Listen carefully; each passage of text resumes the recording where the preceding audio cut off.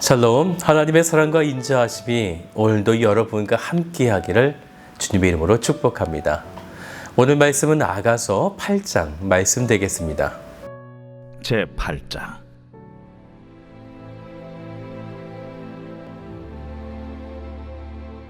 내가 내 어머니의 젖을 먹은 오라비 같았더라면 내가 밖에서 너를 만날 때에 입을 맞추어도 나를 업신여길 자가 없었을 것이라.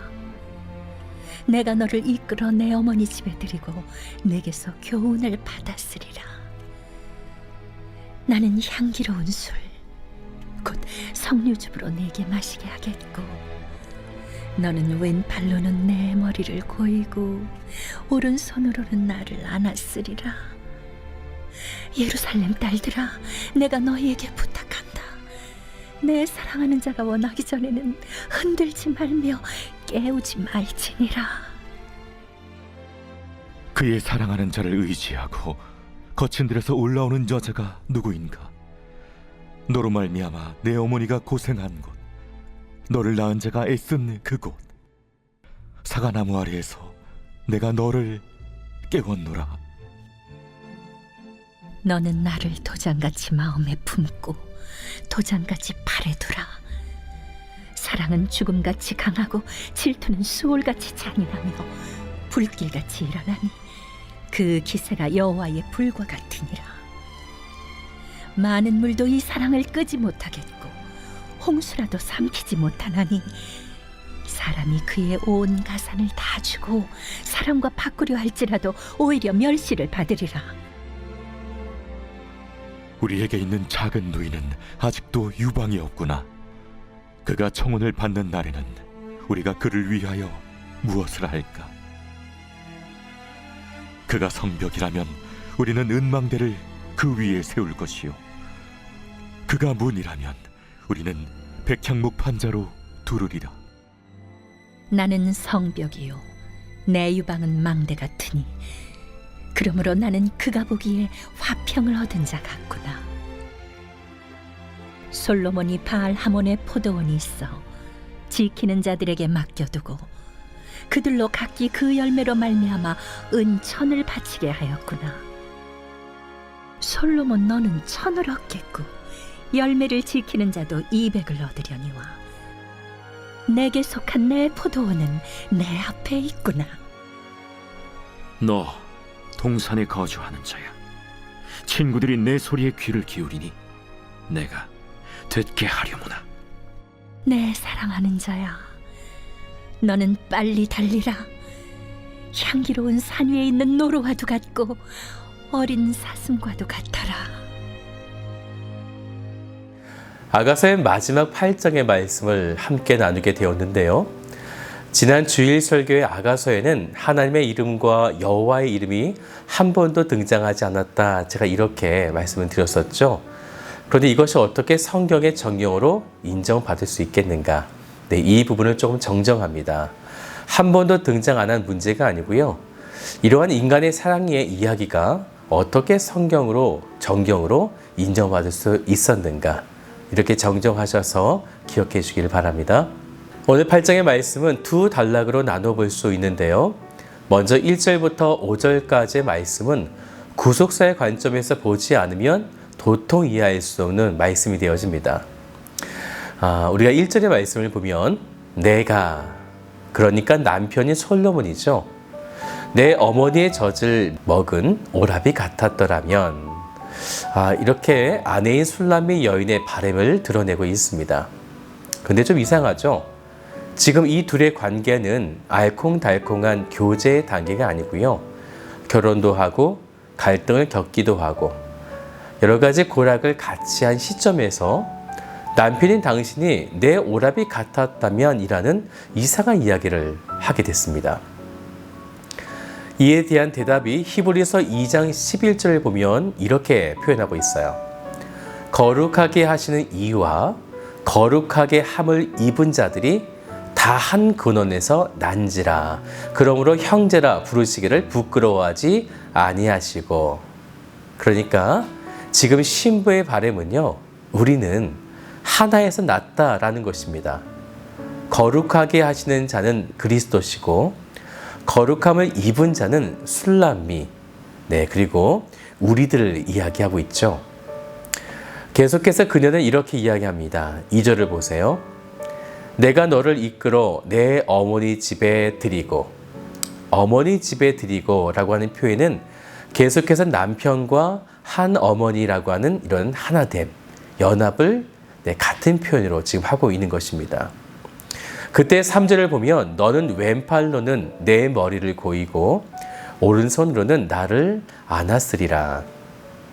이런 자세가 됐죠. 왼팔로는 나를 눕히고 오른손으로는 덮게 되어지는, 그러면 또 하나가 이렇게 되어지죠. 이 표현 역시 남편과 아내의 하나됨, 연합을 말하고 있는 것입니다.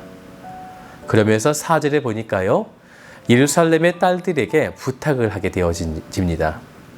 내 사랑하는 자가 원하기 전에는 흔들지 말며 깨우지 말지니라.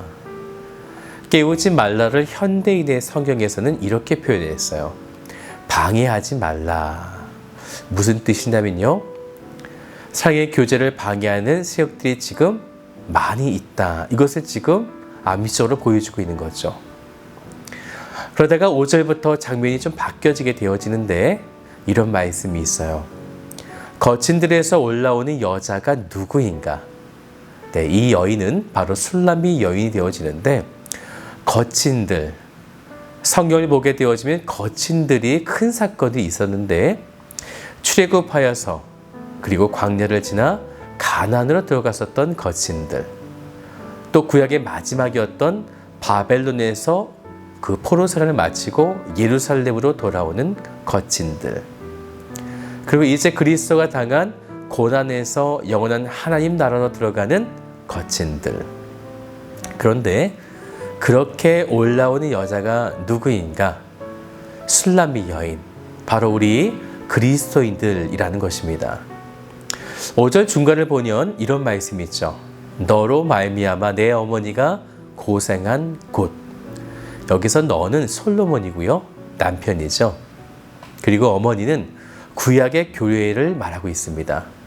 그렇게 구약의 교회가 고생하고, 그리고 술람미 여인, 즉 그리스도인들의 기도로 부르짖게 됐을 때에 메시아가 이 땅 가운데 오셨다라는 것입니다.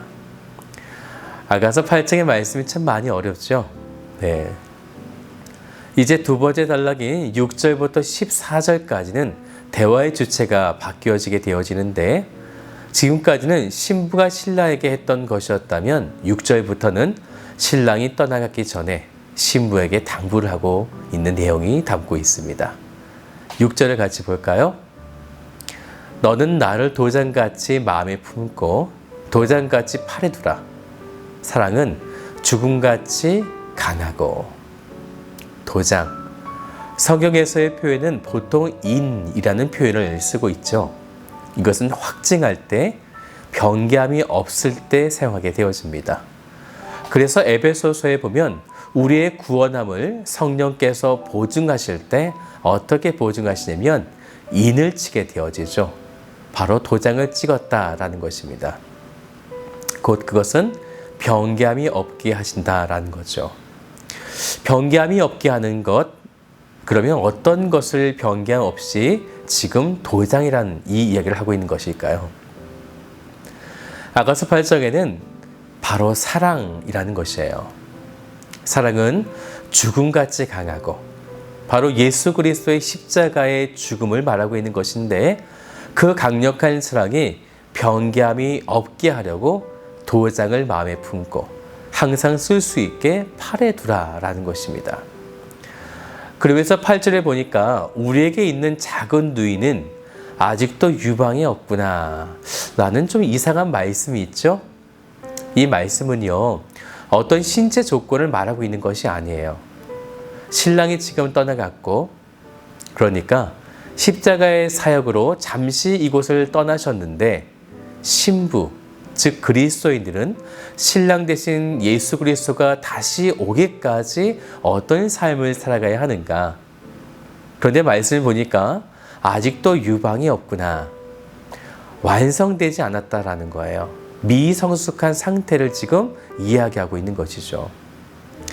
그래서 8절의 말씀을 계속 보면 그가 청혼을 받는 날에는 우리가 그를 위하여 무엇을 할까? 술람미 여인은 이미 결혼했죠. 그런데 또 청함받는 날이라는 거예요. 이 부분은 제가 주일 설교에 말씀을 드렸었는데 예수님이 이 땅에 오셔서 그의 십자가로 우리를 구원하셔서 하나님의 나라를 주셨죠. 그렇게 우리는 청혼을 받고 결혼을 한 것인데 하지만 이것은 아직 완성된 결혼 상태가 아니다라는 거죠. 예수 그리스도가 다시 이 땅에 오실 때 바로 재림의 날 때 순결함으로 끝까지 그 청혼과 결혼을 온전히 지켜낼 때 우리는 그 마지막 때에 완성된 하나님의 나라, 즉 결혼을 하게 되어지는 것입니다. 그런데 그때 너는 예수님을 위하여 무엇을 할 것인가? 이렇게 묻는 거예요. 사랑하는 여러분, 무엇을 하시겠어요? 그때 신랑은 신부에게 마지막으로 이렇게 당부하게 됩니다. 14절을 보세요. 내 사랑하는 자야, 너는 빨리 달리라. 약속하신 그날을 기대하며 우리가 더디고 게으르지 않게 신랑 되신 그리스도께 속히 달려가야 하리라 믿습니다. 마지막 날에 예수 그리스도를 만나는 그날까지 날마다 예수님께 빨리 달려가시는 그런 성도가 되시기를 주님의 이름으로 축복합니다.